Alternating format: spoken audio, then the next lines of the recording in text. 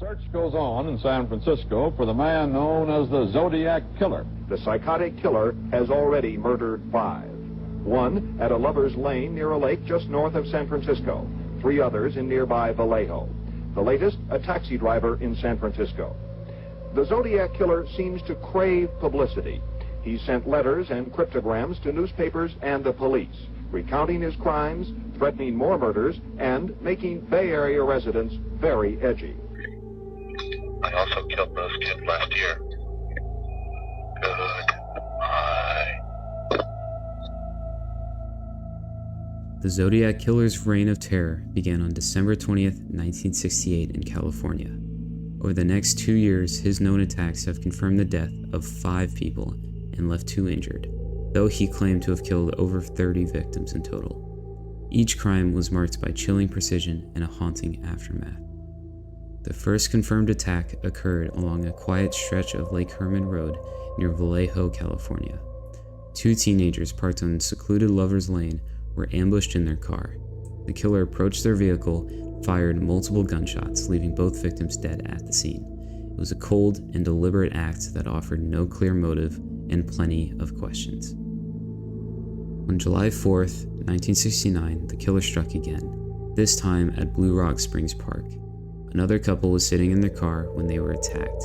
The killer approached silently, shining a flashlight into the vehicle before opening fire.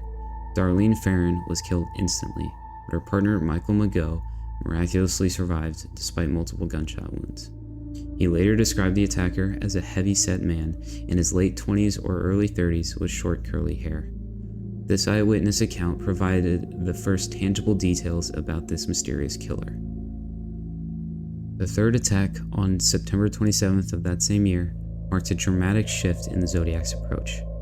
At Lake Berryessa, a young couple enjoying a peaceful afternoon by the lake was confronted by a masked figure dressed in an ominous hooded costume emblazoned with the now infamous cross symbol. The killer claimed to be an escaped convict in need of money and a getaway car, but his true intentions soon became clear. He tied up both victims before savagely stabbing them both. The male victim survived, however, and later recounted the terrifying ordeal, providing critical details about the killer's costume, calm demeanor, and chilling lack of remorse. The Zodiac's final confirmed attack occurred on October 11th in the bustling streets of San Francisco. Unlike his previous secluded crime scenes, this time he hailed a random taxi in the heart of the city. The driver, Paul Stein, picked him up completely unaware of the danger. Once the cab reached its destination, the Zodiac shot Stein in the head at point-blank range. He then removed a piece of Stein's bloody shirt and mailed it to the media as proof of his act. Despite leaving behind fingerprints and eyewitness reports from the kids who saw him leaving the scene, investigators were unable to catch him. The audacity of killing in plain sight mere blocks from a police station really showed the Zodiac's growing confidence and hunger for infamy. What truly set the Zodiac apart was his obsession with communication. Between 1969 and 1974, he sent over 20 letters to newspapers, taunting both the police and the public. These letters included cryptic ciphers, threats of future violence, and demands for media coverage.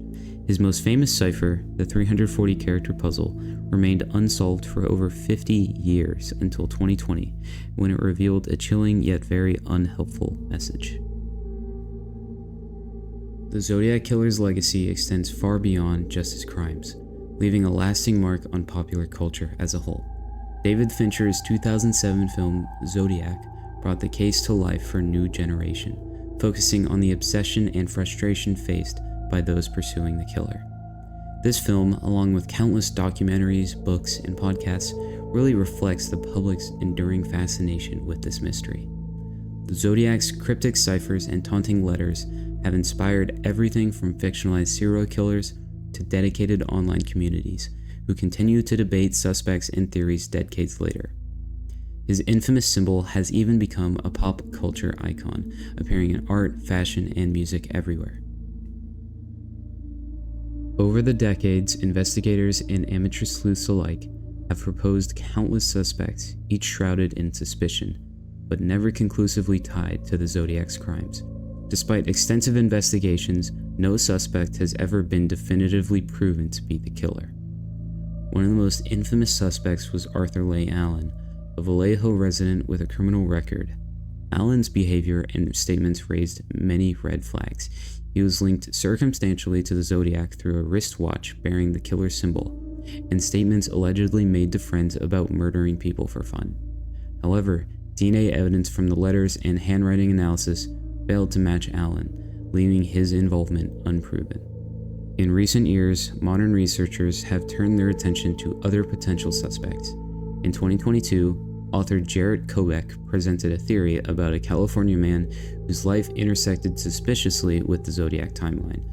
Kobek's investigation relied on public records and a new interpretation of the Zodiac's letters. While intriguing, this theory, like so many before it, has been met with skepticism from law enforcement. Dozens of other names, from career criminals to military veterans, have emerged over the years, but every lead eventually fizzled out. The Zodiac's taunting letters even seemed to mock investigators' inability to pin him down, further fueling the mystery. With the advent of DNA technology, there's still hope that new breakthroughs could finally solve the puzzle. But for now, the Zodiac Killer remains an enigma, a shadowy figure whose identity is as elusive today as it was half a century ago.